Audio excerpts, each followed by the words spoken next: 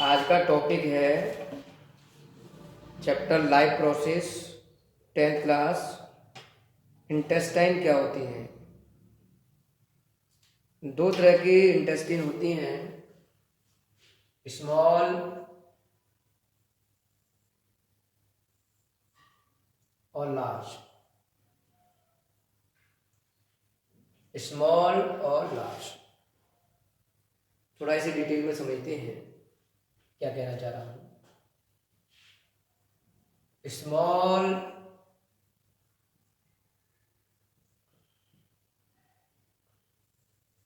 के बारे में समझना है।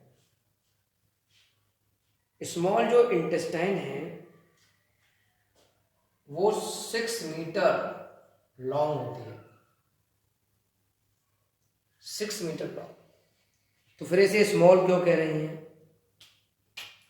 एक्चुअल में इस तरह समझो, आप लंबाई नहीं देखनी है, हमें देखना है डायमीटर।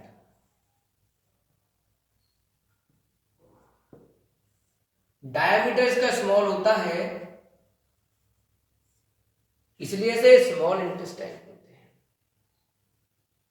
इसके 3 पार्ट हैं,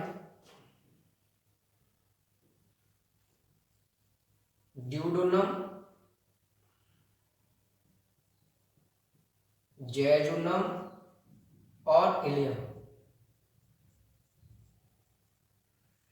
इलियम लास्ट पार्ट है, यहां फाइनल डाइजेशन होता है। मतलब स्मॉल इंटेस्टाइन का ये लास्ट पार्ट है, यहां फाइनल डाइजेशन होगा, इसके बाद डाइजेशन नहीं होता है। जो स्मॉल इंटेस्टाइन होती है वो कुछ ऐसे होगी, मैंने ये मान ली स्मॉल इंटेस्टाइन। इसमें इस तरह से कुछ फिंगर लाइक प्रोजेक्शन होते हैं,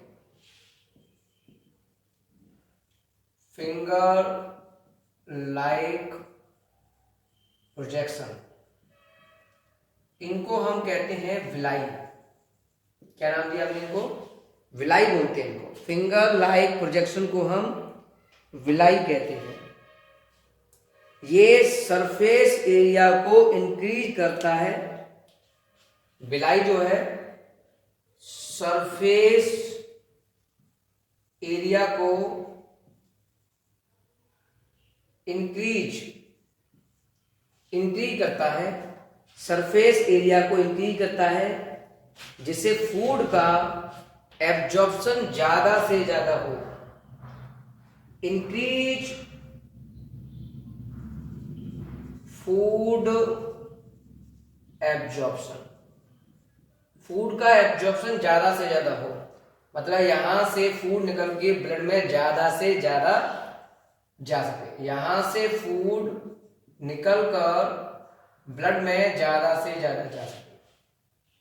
तो विलाई सरफेस एरिया को इंक्रीज करके ऐसा करता है। एक क्वेश्चन आता है कि हमारे पास एक काऊ है और एक टाइगर है, ये ग्रास खाती है, टाइगर क्या खाता है? मीट। किसकी इंटेस्टाइन लंबी होगी? तो मैं आपको बता दूं, मीट जल्दी पच जाता है, जल्दी डाइजेस्ट हो जाता है, तो उसे लंबी लॉन्ग इंटेस्टाइन की जरूरत नहीं है। काऊ ग्रास खाती है, ये बहुत देर में पचता है, इसलिए इसमें लॉन्ग इंटेस्टाइन होनी चाहिए, लंबी इंटेस्टाइन होनी चाहिए, जिससे कि ये उस ग्रास को ज्यादा समय तक उसके अंदर वो रहेगा ग्रास, और ये उसको ज्यादा से ज्यादा पचा सके। तो लॉन्ग इंटेस्टाइन काऊ की होगी, टाइगर की थोड़ी स्मॉल होती है। इतना समझ में आ रहा है हमारे? अब थोड़ा और डिटेल में समझें।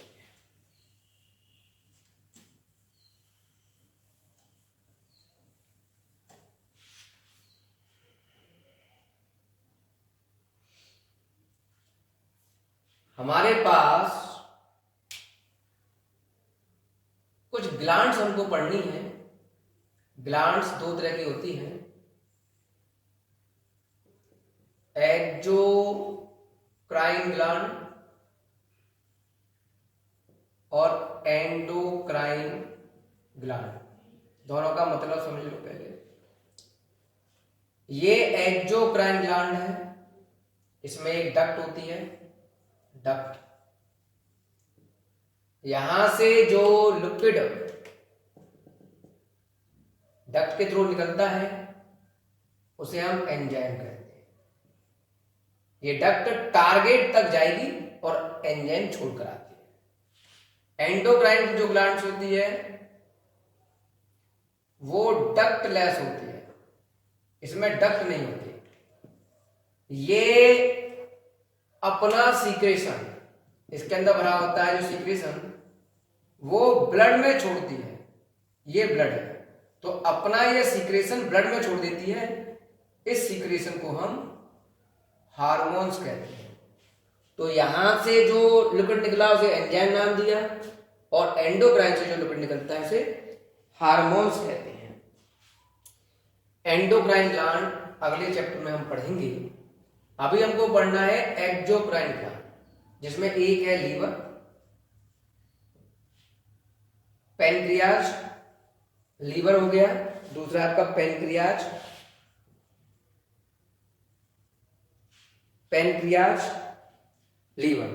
इन दो ग्लैंड्स के बारे में हमको सीखना है, लीवर और पैनक्रियाज। यहां तक क्लियर है? तो सबसे पहले हम बात करते हैं लीवर की।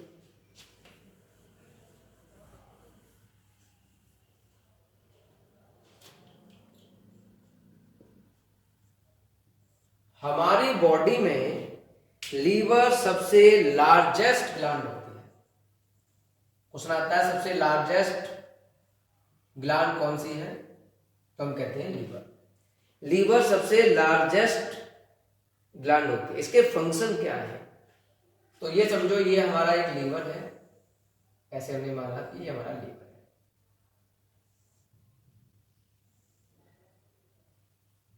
ये ऊपर वाला हिस्सा हमने लीवर माना है, सबसे लार्जेस्ट ग्लैंड।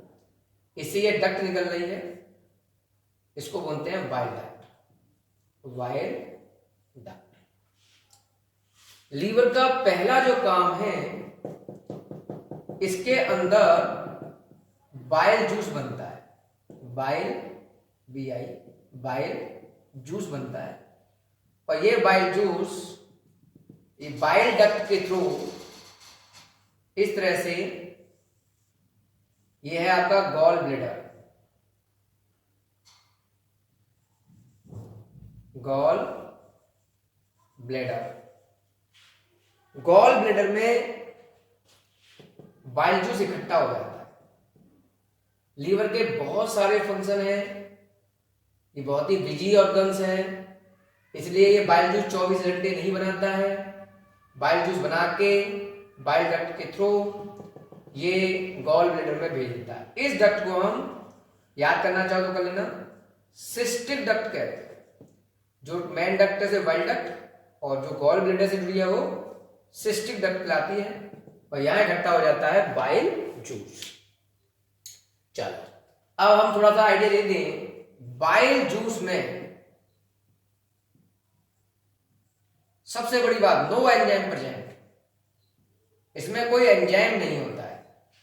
सबसे बड़ी बात है, बाइल जूस में कोई एंजाइम होता ही नहीं है। तो फिर ये डाइजेशन में हेल्प कैसे करेगा जब इसमें कोई एंजाइम नहीं है? तो बाइल जूस में प्रेजेंट होते हैं दो कंपोनेंट। पहला कंपोनेंट होता है बाइल सॉल्ट, और दूसरा कंपोनेंट होता है बाइल पिगमेंट। ये दो है हमारे पास। बाइल जूस में एंजाइम नहीं होता, लेकिन इसके अंदर बाइल सॉल्ट और बाइल पिगमेंट पाए जाते हैं। ये जो बाइल सॉल्ट होते हैं ये डाइजेशन में हेल्प करते हैं, ये हेल्प करते हैं डाइजेशन में। कैसे हेल्प करेंगे? ये फैट की बिग ड्रॉप को स्मॉल ड्रॉप्स में कन्वर्ट करता है।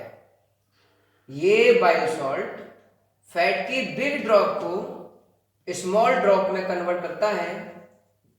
इस प्रोसेस को इमल्सिफिकेशन कहते हैं। तो फैट का डाइजेशन इमल्सिफिकेशन के थ्रू उसे छोटी छोटी ड्रॉप में तोड़ना। सबसे पहले बड़ी ड्रॉप को स्मॉल ड्रॉप में तोड़ लेते हैं। और क्या फंक्शन है लीवर के वो समझते हैं। लीवर के अदर फंक्शन क्या है बाइल जूस के अलावा, थोड़ा ध्यान दो। लीवर के फंक्शन, पहला था बाइल जूस सीक्रेट किया। बाइल जूस होता है बेसिक मीडियम प्रोवाइड कराता है। Basic medium provided. कुछ एंजाइम बेसिक मीडियम में काम करते हैं, इसलिए bile juice basic medium provide करता है। सेकंड पॉइंट, हमारी बॉडी में ग्लूकोज बहुत एक्स्ट्रा अगर है, ग्लूकोज ज्यादा खा लिया है, ग्लूकोज एक्स्ट्रा है, तो वो लीवर की सहायता से ही ग्लाइकोजन में कन्वर्ट होता है और यह ग्लाइकोजन लीवर में ही स्टोर हो जाता है। तीसरा पॉइंट, हमारी बॉडी में कुछ अमोनिया बनती है जो कि बहुत ज्यादा टॉक्सिक होती है। लीवर की सहायता से उस अमोनिया को यूरिया में कन्वर्ट किया जाता है जो थोड़ा सा नॉन टॉक्सिक है। मतलब ये ज्यादा टॉक्सिक, वो थोड़ा कम टॉक्सिक या नॉन टॉक्सिक। और बाद में ये यूरिया यूरिन के रास्ते बाहर निकाल दिया जाता है। लीवर से एक केमिकल रिलीज होता है जिसको बोलते हैं हेपेरिन।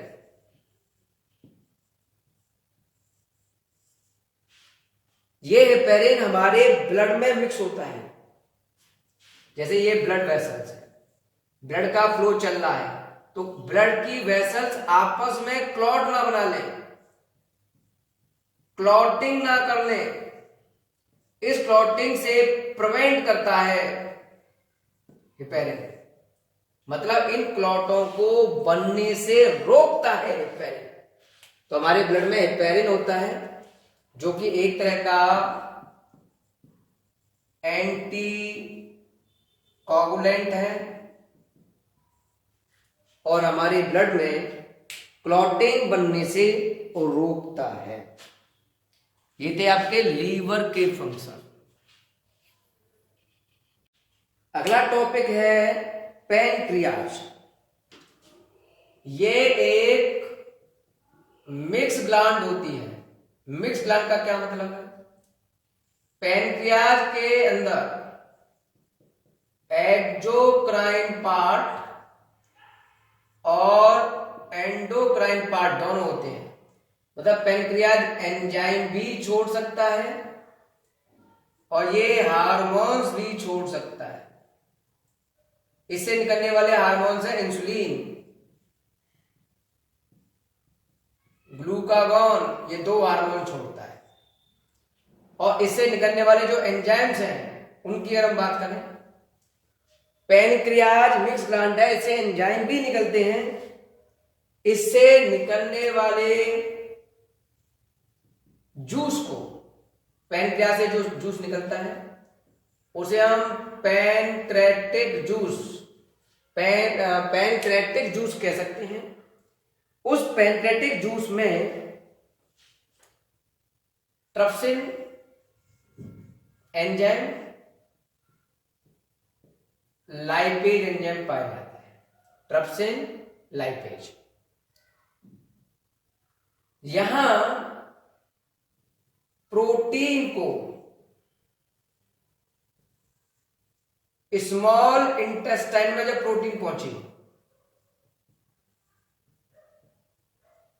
स्मॉल इंटेस्टाइन में ध्यान रखना बेसिक मीडियम होता है, तो बेसिक मीडियम में ट्रिप्सिन एंजाइम काम करता है और उस प्रोटीन को कन्वर्ट कर देता है पेप्टाइड या पेप्टॉन्स में। ध्यान रखना क्योंकि मीडियम बेसिक है, इसलिए यहां पेप्सिन एंजाइम काम नहीं करेगा, क्योंकि ये केवल एसिडिक मीडियम में काम करता है।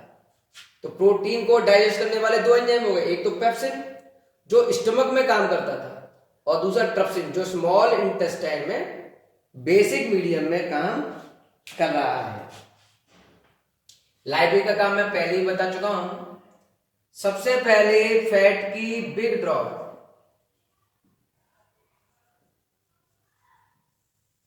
बाइल सॉल्ट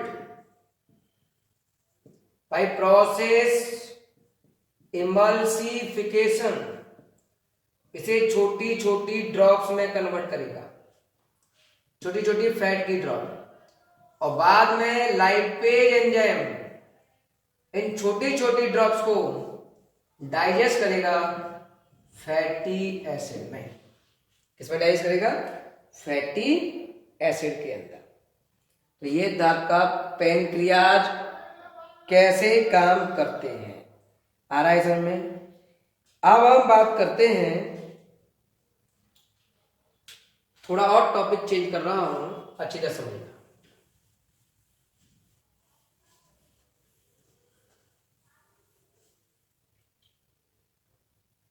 हमें पता होना चाहिए ह्यूमन बीइंग, हम लोग सेलोज नहीं खाते हैं।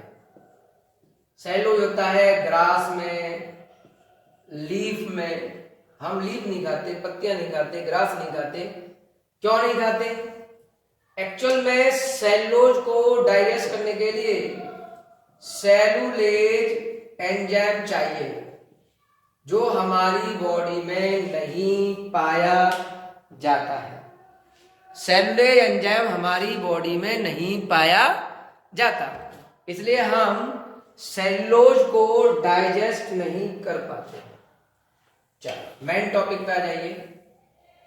हमारा टॉपिक है इसमें नेक्स्ट, लार्ज इंटेस्टाइन क्या होती है। लार्ज इंटेस्टाइन और इसके क्या फंक्शन होंगे, ध्यान से समझना। लार्ज इंटेस्टाइन की बात कर रहा हूं, थोड़ा अच्छी तरह समझेंगे। पहला काम इसका जो मेन फंक्शन है वो होता है absorption of water. Absorption of water इसका मेन फंक्शन है। इसका क्या मतलब है, तो थोड़ा आइडिया लेते हैं इसका क्या मतलब है। देखो बेटा, ये हमारे इस तरह से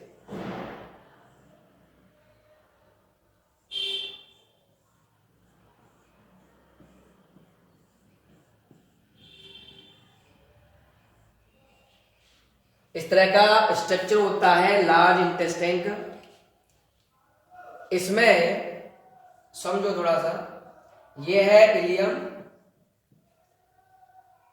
स्मॉल इंटेस्टाइन का पार्ट, यहां से खाना यहां आ जाएगा। ये जो पार्ट है ये वाला पार्ट, इसको हम नाम दिया है सीकम। ये सीकम पार्ट है। ये जो लंबी ट्यूब दिख रही है ये होती है बर्मी फॉर्म ट्यूब। बर्मी फॉर्म ट्यूब कह लो या बर्मी फॉर्म अपेंडिक्स। ये जो पार्ट है उनको कॉलोन कहते हैं। ये फाइनल पार्ट रेक्टम है और ये हो गया एनस पार्ट। खाना इलियम से निकल के यहां आ जाएगा। अब ये खाना बेस्ड है हमारे लिए। No digestion in large intestine. No digestion. यहां डाइजेशन नहीं होता, यहां आने वाला फूड वेस्ट है, हमारे लिए वेस्ट है। लेकिन इसमें वाटर होता है, इसमें इसकी जो मसल्स हैं वो हिटती हैं, ट्विस्ट करती हैं। जैसे मान लो ये हमारा एक, इधर ध्यान दो, ये हमारा एक जो है कपड़ा है और इसमें हमने कोई खाना रख लिया, इसमें गीला खाना है और हमने इस तरह से उसको रख के ऐसे ऐंठा, तो उसमें खाना तो वही रह जाएगा लेकिन इसमें जो पानी होगा वो बाहर आ जाएगा। इसी तरह से इसकी जो मसल्स होती हैं वो कॉन्ट्रैक्ट करती हैं, ट्विस्ट करती हैं, जिसकी वजह से इसमें से पानी निकल के, वाटर निकल के ब्लड में चला जाता है और यहां वेस्ट जो है वो रेक्टम में आएगा और फाइनली डिफिकेशन में चला जाएगा, इगेशन में चला जाएगा और यहां से वो वेस्ट बाहर निकल जाएगा, इगेशन हो जाएगा उसका। ठीक है, वेस्ट को बाहर निकालना इगेशन कहते हैं हम लोग। आ रहा है समझ में यहां तक? चलो थोड़ा और आगे समझते हैं। ये था आपका लार्ज इंटेस्टाइन। लास्ट टॉपिक है हमारे पास न्यूट्रिशन इन अमीबा। ये आपका न्यूट्रिशन चैप्टर लगभग कंप्लीट हो जाएगा, उसके बाद इसका सेकंड पार्ट चेक करेंगे। हमारे पास टॉपिक है न्यूट्रिशन इन अमीबा। अमीबा बहुत ही छोटा एक एनिमल है, वाटर में पाया जाता है। इसका न्यूट्रिशन होलोजोइक है, ये होलोजोइक न्यूट्रिशन करता है। कैसे करता है वो हमें समझना है थोड़ा सा। कुछ इस तरह से इसकी शेप डिसाइड की जाती है। इन पार्ट को हम लोग सीरोपोडिया कहते हैं। इस जगह पे मान लो यहां खाना आ गया, यहां कोई खाना आ गया। अब ये जो खाना आया है वो सीरोपोडिया से इस तरह से बाइंड हो जाता है, इस तरह से ये सीरोपोडिया इस तरह से फैलती है और इस तरह उसको कवर कर लेती है और ये फूड अंदर आ जाता है। फूड जो है इस तरह से अंदर आ गया, इस तरह से ये फूड अंदर आ गया। इसको हमने नाम दिया फूड वैक्यूल्स। फूड वैक्यूल्स में खाना अंदर आ जाता है। बाद में ये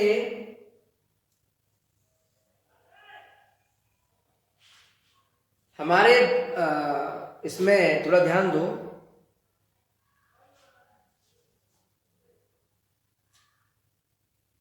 सीरोपोडिया से फूड अंदर आ गया, ठीक है।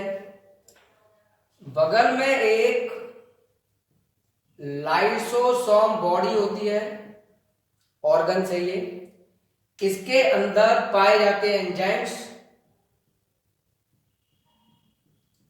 और ये एंजाइम इसमें चले जाते हैं। इन एंजाइम्स को हम नाम दे रहे हैं लाइसोजाइम। लाइसोजाइम एंजाइम की सहायता से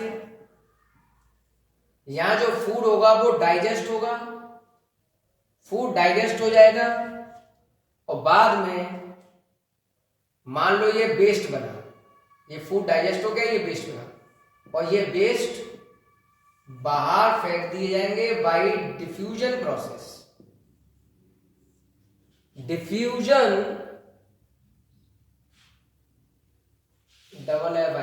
डिफ्यूजन प्रोसेस के थ्रू ये वेस्ट मटेरियल अमीबा की बॉडी से बाहर फेंक दिए जाते हैं। इस तरह से अमीबा के अंदर न्यूट्रिशन की प्रोसेस होती है। ये क्या हो गया भाई, ये इस तरह से अमीबा के अंदर न्यूट्रिशन की प्रोसेस होती है। इसको मैं एक बार और समझा देता हूं। सबसे पहले सीडोपोडिया से खाना पकड़ा, वो खाना फूड वैक्यूल्स में आया, यहां लाइसोजाइम से एंजाइम सीक्रेट होकर यहां आई, उसने खाने को पचाया, खाना पचा तो जो वेस्ट बना वो बाय डिफ्यूजन बॉडी से बाहर फेंक दिया जाता है। इस तरह से अमीबा का न्यूट्रिशन होलोजोइक न्यूट्रिशन माना गया।